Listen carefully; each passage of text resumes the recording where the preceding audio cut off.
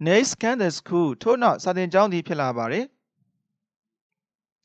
as an institution to impart good manners ကောင်းသောအမှုကျင့်များကိုပြုထောင်ပေးရန်အဖွဲ့အစည်းတစ်ရပ်အဖြစ်ဆိုတော့အဲ့ဝါကျမှာဘာကို insert ပါမယ်ဘာက can ပါလာသည်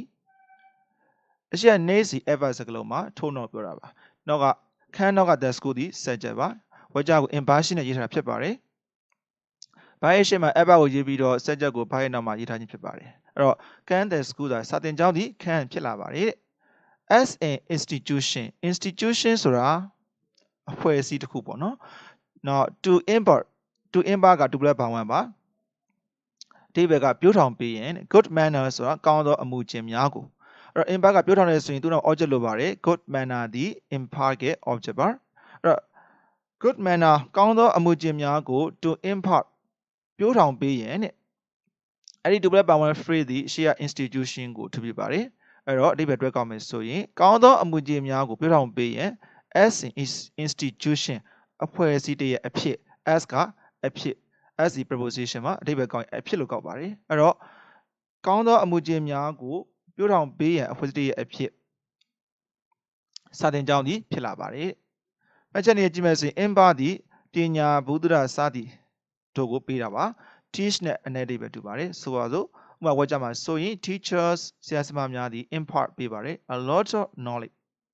ဘုဒ္ဓရာအသိပညာများစွာကိုပေးပါတယ် to their student သူတို့၏ကျောင်းသားများကို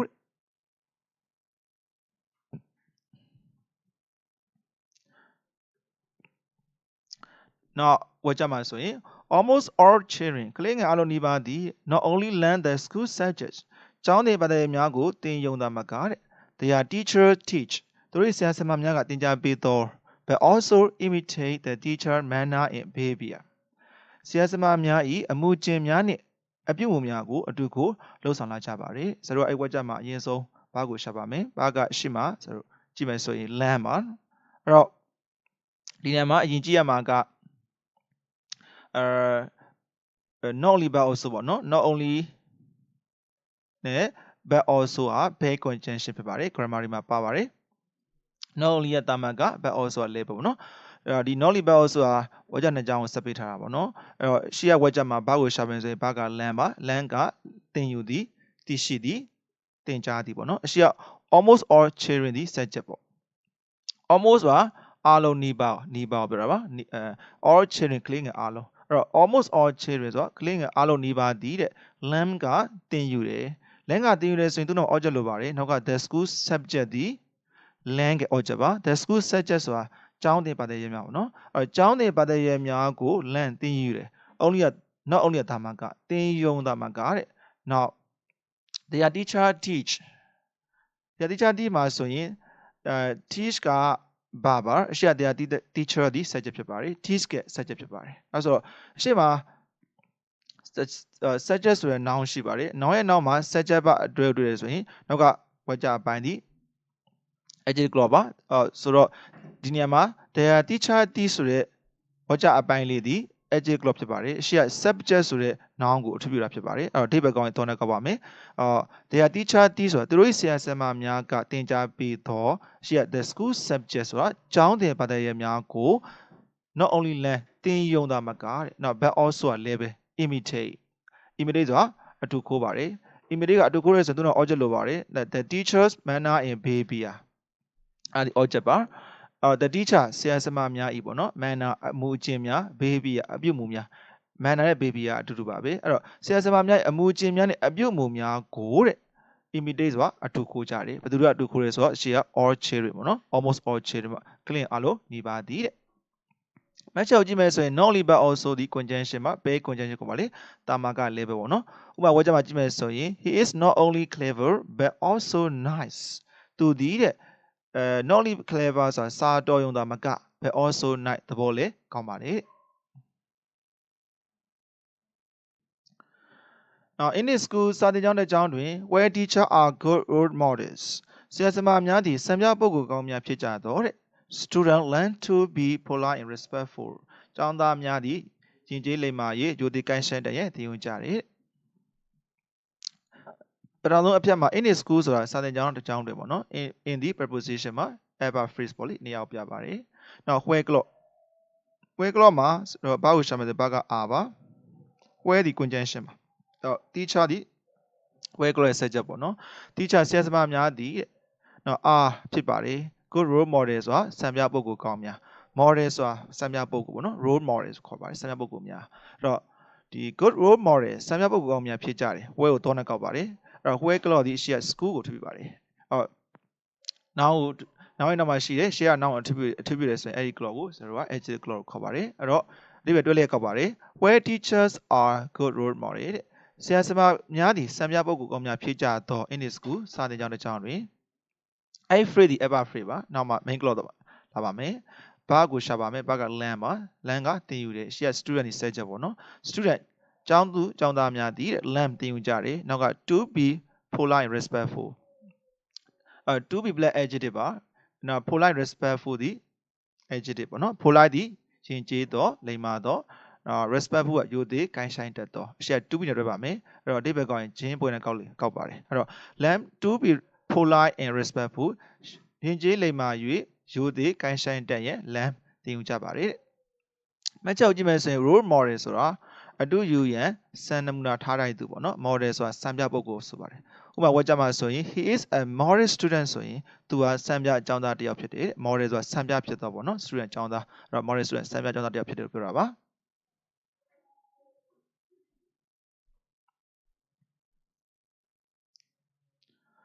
In addition they are quite likely to take ထို့အပြင်သူတို့သည်အတူယူပွေရှိပါတယ် they are classmates and senior students သူတို့၏အတန်းပေါ်တငယ်ချင်းများသူတို့ရဲ့အတန်းကြီးသောကျောင်းသားများပေါ့နော်ကျောင်းသားကြီးများကို to be role model စံပြပုဂ္ဂိုလ်များအဖြစ် and here is the danger of acquiring a manner ပြီးတော့ဤနေရာတွင်မကောင်းသောအပြုအမူများကိုကူးစက်လာမည်အန္တရာယ်ရှိလာပါတယ် in addition ဆိုတာထို့အပြင်ပြောတာပါ ever phrase ပါ they are quite likely to take သူတို့ဒီဆိုရှေ့ကကလေးများဒီပေါ့နော်ဘာက are likely ဒီ adjective ပါ likely နောက်က double ပါဝင်ဆိုတော့ are quite likely to likely က adjective ဖြစ်နိုင်ဖွယ်ရရှိတော့အရှိက are likely ဖြစ်နိုင်ဖွယ်ရရှိတယ် to take ကအတူယူတာဒီနေရာမှာ take ရဲ့အဓိပ္ပာယ်အတူယူတာပြောတာပါအဲ့တော့ they are quite likely to take ဆိုတော့သူတို့ဒီအတူယူဖွယ်ရရှိပါတယ်နော် take ကအတူယူရဲဆိုရင်သူတို့ object လိုပါတယ် object က they are classmates and senior students object ပါ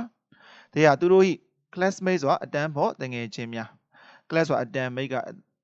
အပေါင်းအသင်းအဖော်ပေါ့နော် classmate ဆိုရင်အတန်းဖို့ roommate ဆိုရင်အခန်းဖို့ playmate ဆိုရင်ကစားဖို့လို့ပြောတာအဲ့တော့ classmate အတန်းဖို့တငယ်ချင်းများနှင့် senior student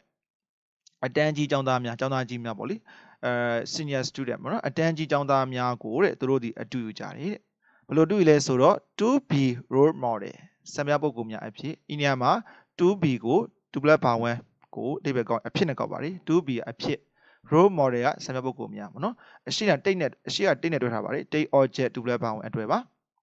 အဲ့တော့ and ပြီးတော့ and က conjunction ပါ here is the danger of acquire a manner ဘာက is ပါရှေ့ here ဤနေရာတွင် here ဒီနေရာမှာဆက်ချက်ဖြစ်သုံးထားဖြစ်ပါတယ် ever စကားလုံးမှာအဲ့တော့ here is ဆိုတာဒီနေရာမှာရှိလာပါတယ် the danger of acquire a manner danger and there acquire ရရှိခြင်းပေါ့နော် acquire ရရှိတယ်ဆိုရင်တို့ object လိုပါတယ်နောက်က a manner ဒီ acquire object ပါ a ကမကောင်းသော manner ကအပြုအမူများအဲ့တော့မကောင်းသောအပြုအမူများကို acquire ရရှိလာတယ်ရရှိတယ်ဆိုတော့ဒီမှာကူးစက်တဲ့ဘာသာပြန်လိုက်ပါမယ်မကောင်းသောအပြုအမူများကိုကူးစက်လာမည့် the danger and there is ရှိလာပါတယ်ဆိုတော့အမှတ်ချက်အနေနဲ့ကြည့်မယ်ဆိုရင် take ရယ်took ရယ် take ရယ်ပေါ့နော်သဘောထားသည်ထင်မှတ်သည်ပါ take object double ပါဝင်ပုံစံကိုတွေ့တဲ့အခါမှာ take ရဲ့အဓိပ္ပာယ်ကိုtake ရဲ့အဓိပ္ပာယ်ကသဘောထားသည်မှတ်ထင်သည်ပေါ့နော်ဥပမာဝေကြနေကြည့်မယ်ဆိုရင် I took you to be an honest man ငါကမင်းကိုရိုးသားတဲ့လူတစ်ယောက်လို့မှတ်ထင်ခဲ့တယ်ပြောတာပါ now likely ပေါ့နော် likely က adjective စကားလုံးမှာဖြစ်နိုင်ပွေရှိတော့ပေါ့လေ possible နဲ့အနက်တူပါတယ် be likely to ဘာဝနဲ့အသုံးများပါတယ်ဆိုပါစို့ it is likely to rain in Yangon ရန်ကုန်မှာမိုးရွာကောင်းရွာနိုင်တယ် likely ကဖြစ်ကောင်းဖြစ်နိုင်တယ်ပေါ့နော် now as we all know တဲ့ကျွန်တော်တို့အားလုံးသိကြတဲ့အတိုင်း teenagers and young adults are very often influenced ဆက်ကြတဲ့အရွယ်များနဲ့လူငယ်များကိုလည်းလွှမ်းမိုးလေးရှိပါတယ်တဲ့ by celebrity fans နာမည်ကျော်ပုဂ္ဂိုလ်များရုပ်ရှင်များ and ပြီးတော့ the type of books and article theory သူတို့ဖတ်ရှုသောစာအုပ်များဆောင်းပါးများကနေပြီးတော့တဲ့လူငယ်တွေကိုလွှမ်းမိုးလေးရှိတယ်ပေါ့နော်ဆိုတော့အဲ့ဝက်ကြမှာပထမဆုံးအဖြတ်မှာကြည့်မယ်ဆိုရင် as we all know မှာ as the conjunction မှာဆိုတော့ as conjunction စတဲ့ဝက်ကြတွေကို ever clause လို့ခေါ်ပါတယ်အဲ့ဝက်ကြဘာကိုရှာမယ်ဆိုရင်ဘာက no ပါရှေ့ we all ဒီ subject ပေါ့နော်ကျွန်တော်အားလုံးဒီ no သိတယ် as ကအတိုင်းဒီနေရာ as ဒီ manner ပြပါတယ်ဒါကြောင့်သူ့ကို table ကောက်ရင်အတိုင်းကို table ကောက်ပါတယ် as we all know ကျွန်တော်တို့အားလုံးသိကြတဲ့အတိုင်း now teenager and young adult are often very often influenced ဘာက are ရဲ့ influence ဖြစ်ပါတယ် influence လွှမ်းမိုးတာမှာ ed ပါပါတယ် battery ပါရှေ့ r နဲ့တွေ့တဲ့အတွက် passive voice ပေါ့နော်အဲ့ဆိုရင်ရှေ့ teenager ရဲ့ adult ဒီ object ဖြစ်ပါတယ်အဲ့တော့ဒီဘက်ကောင်ကိုနဲ့ကောက်ပါမယ် teenager ဆိုတာ10ကျော်တဲ့အရွယ်များ teen 10ဒီ10ကျော်ဟိုပြောတာပါဒါကြောင့်မို့ teenager ဒီ10ကျော်တဲ့အရွယ်များ10ကျော်တဲ့အရွယ်များနှင့် young adult ဆိုတာလူငယ်များ adult ဆိုတာအရွယ်ရောက်ပြီးသူပြောပါတယ်အဲ့တော့ young adult ဆိုတာလူငယ်များအဲ့တော့10ကျော်တဲ့အရွယ်များလူငယ်များကိုတဲ့ object ဆိုတော့ဒီဘက်ကောင်ကိုနဲ့ကောက်ပါတယ် are very often မကြာခဏပေါ့နော် are influence လွှမ်းမိုးလေးရှိပါတယ်တဲ့ဘယ်သူတွေကလွှမ်းမိုးတယ်ဆိုတော့နောက်ဘိုင်ဆက်ချက်ပါပါတယ် by ဘိုင်ကဖြစ်ပေါ့လေ celebrity ဆိုတာနာမည်ကျော်ပုဂ္ဂိုလ်များနာမည်ကြီးတဲ့သူများပေါ့လေ celebrity နောက် fans ဆိုတာရုပ်ရှင်ကားများပြီးတော့ the type of books and article type အမျိုးအစားပေါ့နော် book စာအုပ်တွေ article ဆောင်းပါးများပြောတာပါ they read ကသူတို့ဖတ်ရှုသော they ဒီ subject ဖြစ်ပါတယ် read ကပါအဲ့တော့ subject ပါဝကြစိတ်ပိုင်းတစ်ခုပေါ့လေဝကြအသေးတစ်ခုဒီအရှိက noun တွေအနောက်မှာရှိတယ်ဆိုရင် clause ကို zero က adjective clause လို့ခေါ်ပါတယ် they read ဒီအရှိက article နဲ့ post ကိုထူပြတာဖြစ်ပါတယ်သူ့အဓိပ္ပာယ်ကောင်းရင်သောနဲ့ကောက်ပါတယ်အော်ဒီ articles ကအနောက်မှာ that မြုပ်ထားပါတယ် they read ဆိုတာသူတို့ဖတ်ရှုသောသူတို့ဆိုတာလူငယ်တွေကိုပြောတာပါအရှိက teenager ရဲ့ young adult ကိုပြန်ညွှန်ပါတယ်ဒီသေးကအဲ့တော့သူတို့ဖတ်ရှုသောစာအုပ်တွေဆောင်းပါးတွေကနေပြီးတော့နောက်တစ်ခါ celebrity ဆိုတဲ့နာမည်ကျော်ပုဂ္ဂိုလ်တွေနာမည်ကြီးတဲ့သူတွေရုပ်ရှင်ကားတွေကနေပြီးတော့သူတို့ကိုဘာလုပ်ကြလဲဆိုတော့လွှမ်းမိုးလေးရှိပါတယ်တဲ့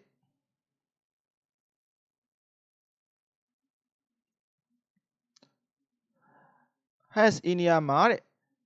ထိုမှတစ်ဆင့်ပေါ့နော် they are quite likely to be misled သူတို့ဒီတဲ့အထင်မြင်မှားစေနိုင်ပါတယ်လမ်းမှားကိုရောက်နေတယ်ပြောတာပါ and thereby ထိုမှတစ်ဆင့် acquire a manners in negative view သူတို့ဒီတဲ့မကောင်းသောအပြုအမူများနဲ့အမြင်များကိုရရှိသွားနိုင်ပါတယ်ပထမဖြစ်မှာဘာကိုရှာမယ်ဆိုရင်ဘာက R ပါအရှိက they ဒီ subject they သူတို့ဒီအရှိက teenager နဲ့ young adult ပြောပါတယ်သူတို့ဒီတဲ့နောက်က R ရဲ့နောက်မှာ likely adjective ပါ likely နောက်မှာ to plus ပါမှာသုံးပါတယ် to be misled ဒီ battery ပါ mislead ရလာတာပါ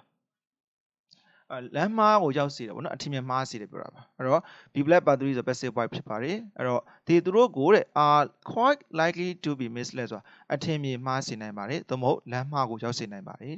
and ပြီးတော့ and conjunction မှာ thereby ever စကားလုံးမှာ thereby ဆိုတာထိုမှတစ်ဆင့်ပေါ့နော်နောက် acquire ဒီရရှိတယ် get နဲ့တူတူပါတယ်သူက object ပါပါတယ် object a manners and negative views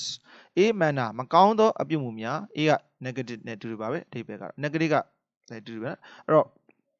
a မကောင်းသောအပြုအမူများနဲ့ negative view မကောင်းသောအမြင်များကိုတဲ့ acquire ရရှိသွားနိုင်ပါတယ်